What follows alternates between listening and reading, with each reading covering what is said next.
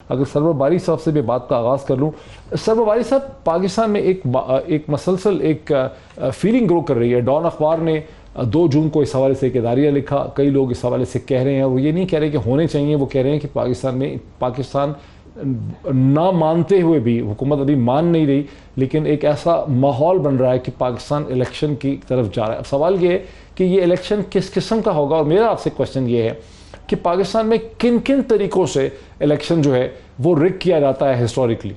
देखिए मोहित, पाकिस्तान में इलेक्शन की जो धांधली के तरीके हैं वो बुनियादी तौर पर उसमें 3 मरहला है। पहला मरहला तो है जो इंतखाबात से पहले है, जिसमें डिलिमिटेशन ऑफ कॉन्स्टिट्यूंसीज है, यानी कि हल्का बंदियों की जो तरतीब है उसको तब्दील करने की बात है। उसके अलावा जो दूसरा अहम मरहला इलेक्शन से पहले होता है वो इंतखाबी फहरिस्तों की तैयारी है। 2 ये मरहले हैं, और तीसरा ये है कि जो इंतखाबी अमला है, रिटर्निंग ऑफिसर से लेकर जो नीचे तक असिस्टेंट प्रिजाइडिंग अफसर तक उनकी तैनाती होती है। ये 3 बुनियादी मराहल होते हैं जो इलेक्शन से पहले होते हैं, और इसमें बहुत सारी, आपको मालूम है कि बहुत सारी जो असातिज़ा हैं, कॉलेजेस यूनिवर्सिटी के लेक्चरर्स हैं, प्रोफेसर्स हैं, और जो महकमा तालीम, महकमा सेहत से मुतल्लिक जो अफराद हैं वो बुनियादी तौर पर इलेक्शन की ड्यूटी देते हैं। और इनकी बहुत बड़ी तादाद जो है, ख़ास तौर पर स्कूल के असातिज़ा की बहुत बड़ी तादाद है हमारे देहातों में, और किसी हद तक शहरों में जो है उनकी अपॉइंटमेंट और पोस्टिंग जो है वो MNAs के कोटे और MPs के कोटे की बिना पर होते हैं। जैसे किसी ज़माने में अमेरिका में पोस्टमैन की तैनाती में सेनेटर्स और कांग्रेसमैन का बड़ा रोल होता था, क्योंकि जो पोस्टमैन होते थे वो पोस्टल बैलेट को ज़ाया करने में अहम किरदार अदा करते थे। वो इसलिए कि बुनियादी तौर पर जो असातिज़ा कराम जो हैं वो ड्यूटी देते हैं, वो बहुत सारा ऐसा काम कर सकते हैं जिसकी वजह से कोई इलेक्शन हार सकता है और कोई इलेक्शन जीत सकता है। मैं छोटी सी आपको मिसाल देता हूं कि अगर प्रिजाइडिंग अफसर या असिस्टेंट प्रिजाइडिंग अफसर जो है वो बैलेट पेपर जो इशू कर रहा है उसके पीछे अगर अपने दस्तखत और मोहर नहीं लगाता, और इसी तरह अगर वो जो काउंटर फॉइल है उसको स्टैंप नहीं करता, उस पर दस्तखत नहीं करता, तो वो बैलेट पेपर जो है वो गिनती से बाहर हो जाता है। इसलिए हमारे यहाँ देखिए 2002 के बाद जो मुसलसल है, जो रिजेक्टेड वोट्स हैं उनकी तादाद, उनकी परसेंटेज मार्जिन ऑफ विक्ट्री से बढ़ती जा रही है, और उसमें यकीनन ये बहुत बड़ा किरदार अदा करते हैं असिस्टेंट प्रिजाइडिंग ऑफिसर्स और प्रिजाइडिंग ऑफिसर्स। तो एक तो ये बात है। SY कुरैशी साहब जो वेरी इंटरेस्टिंग पॉइंट, वेरी आपका जो फॉर्मर जो अच्छा, मैं मेरे साथ अली परवेज को मैं इसमें लेके आऊँ, बिकॉज इन्होंने भी, अली परवेज मलिक ने एक इलेक्शन लड़ा जहां एक आम तासुर था, इनका अपना कहना था, उसके ऊपर मीडिया रिपोर्ट्स आई बहुत डिटेल कि कैसे अली परवेज मलिक को इस इलेक्शन में उनके मुखालफिन ने हराने की कोशिश की। मुखालफिन इनके उस वक्त तहरीक इंसाफ के थे भी नहीं, वो एक और जमात के थे।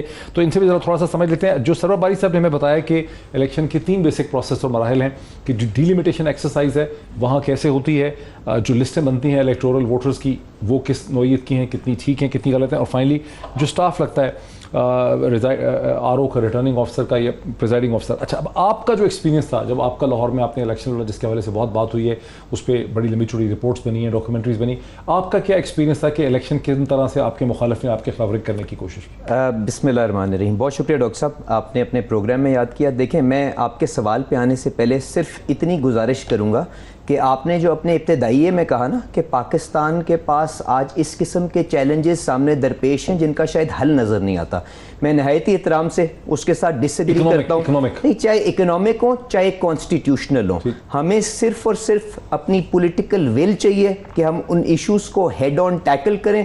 अगर हम ये तय कर लेंगे तो हर चीज़ का हल निकल आएगा। बारी साहब ने जो आपसे बात की, मैं पहले बड़ी बात कर लेता हूं और उसके बाद इंडिविजुअल, आप अगर लाहौर का वो ज़िमनी इलेक्शन जो NA 133 में हुआ है उसकी बात करना चाहेंगे, मैं आपको पूरी डिटेल दे दूंगा। जी मैं बिल्कुल। देखें, जो बारी साहब ने आपसे बात की है, उन्होंने कहा है कि इलेक्शन के अंदर बिफोर पोलिंग डे जो एक मरहला होता है उसके अंदर उन्होंने 3 इश्यूज को हाईलाइट किया है। मैं आपसे गुजारिश ये करूंगा कि पहले इलेक्शन को ज़रा होलिस्टिकली देखें। उसका प्रोसेस जो है उसमें एक तो आपका पोलिंग डे है, और एक टाइम है बिफोर द पोलिंग एंड एक टाइम है after the polling has closed. So these are the 3 stages. उन्होंने सिर्फ आपको अभी पहले मरहले की बताई जिसके अंदर हलकों की जेरीमैंडरिंग होती है, गोस्ट वोटर्स को वहां पे आप ऐड करने की कोशिश करते हैं। ये चीजें काफी हद तक रिजॉल्व हो चुकी हुई हैं क्योंकि वोटर लिस्टों के ऊपर अब लोगों की तस्वीरें वहां पे आ गई हुई हैं। ये पाकिस्तान मुस्लिम लीग नवाज ने जब इलेक्शन रिफॉर्म्स किए थे अपने दौर के अंदर, तो अब उनकी है कि लोग उस हल्के की नहीं होते। देखें मैं अब आ रहा हूं ना जी उसके ऊपर। देखें अब मैं आपसे इंडिविजुअल केसेस की बात नहीं कर रहा हूं, बट पहले सबसे बड़ी ग्रीवेंस होती थी कि गोस्ट वोटर्स होते हैं, कि लोगों की वफात हो गई हुई है और वोटर लिस्ट के ऊपर वो मौजूद हैं और वो वोट कास्ट कर देते हैं। आज जो लिस्ट प्रिजाइडिंग ऑफिसर के पास मौजूद होती है उसके ऊपर वोटर जो होता है उसकी तस्वीर भी सामने होती है, तो उस किस्म के मसाइल बेहतर हो गए हुए हैं।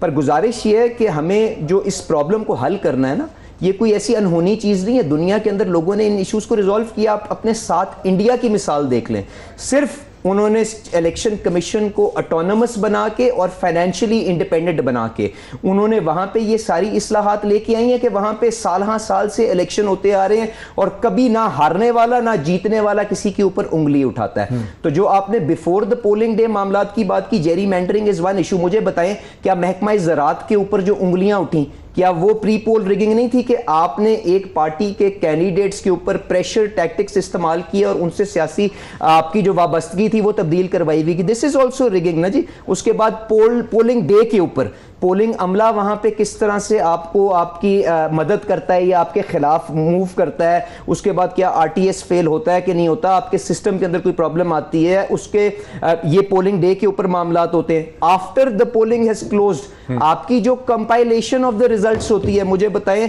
डस्का का मिसाल आपके सामने नहीं है कि प्रिजाइडिंग अफसर पूरा दिन के लिए गायब हो जाते हैं और पूरा डस्का के ऊपर धुंध आ जाती है और पता नहीं चलता, और एक दिन के बाद जब वो सामने प्रिजाइडिंग जो आरओ के पास आते हैं तो उस वक्त ऐसे उनके पास रिजल्ट्स होते हैं कि बाकी हल्के के अंदर 20% टर्नआउट होता है और उन पोलिंग स्टेशनों के अंदर 100% का टर्नआउट होता है और हुकूमती जो पार्टी है उसके फेवर में होता है। तो इन चीजों को हमें होलिस्टिकली देखना है और ये वो चीजें हैं जिनके लिए पाकिस्तान तहरीके इंसाफ नहीं, सारी जमातें जो हमारे डेमोक्रेटिक प्रोसेस का हिस्सा है, उनको चाहिए कि इत्तफाके राय के साथ इलेक्शन रिफॉर्म्स को होलिस्टिकली पुश करें। सिर्फ इलेक्शन ईवीएम से मामला हल नहीं होगा। ईवीएम से नहीं होगा। ये देखिए, it is pre poll, polling day and post polling day, और इसके अंदर जो भी आप तरीकेकार अडॉप्ट करेंगे, दुनिया की मिसालें देखें। ईवीएम के ऊपर हाईली कंट्रोवर्शियल, उसके फायदे भी हैं नुकसान भी हैं, पर आप बैठ के इसको होलिस्टिकली टैकल करें। फायदे भी हैं, बट जी बिल्कुल है। उसको तो खत्म कर दिया ना कानून साजी करके। देखें because it is a controversial tool ना, I might have a different opinion, the other party might have a different opinion, तो आपको कंसेंसस डेवलप करना है। बिकॉज मैं बात, क्योंकि आपने दूसरे गेस्ट के पास भी जाना, मैं कंक्लूड ये कर रहा हूं कि ये वो चीजें जिनके ऊपर आपको इत्तफाके राय पैदा करना चाहिए। अगर आप इन पे इत्तफाके राय पैदा नहीं करेंगे, जिस तरह से इमरान खान साहब ने नहीं किया और पिछली हुकूमत के अंदर जब इलेक्शन के रिफॉर्म्स हुए आपने किया, तो वो सारी की सारी चेंजेस कंट्रोवर्शियल होंगी। तो आप अपना जो आने वाला इलेक्शन होगा उसके आने से पहले ही उसको मुतनाज़ा बना देंगे। तो इत्तफाक़ राय बनाएं उसके ऊपर। असेंबलियों के अंदर अगर आप मरात ले सकते हैं, लॉजेस में बैठ सकते हैं, आप सारी गाड़ियां अवेल कर सकते हैं, पेट्रोल डलवा सकते हैं, आपने जो सर्कस डी चौक पे लगाया उसके लिए आप लॉजेस से निकल के जा सकते हैं। तो असेंबली में आके एक मिनिमम एजेंडा के ऊपर इसको रिजॉल्व करें ताकि हम सब मिलके ये आवाज उठाएं कि इस मुल्क को आज इलेक्शन दरकार है और ताकि हम उस डायरेक्शन में उसमें लेके जा सकें।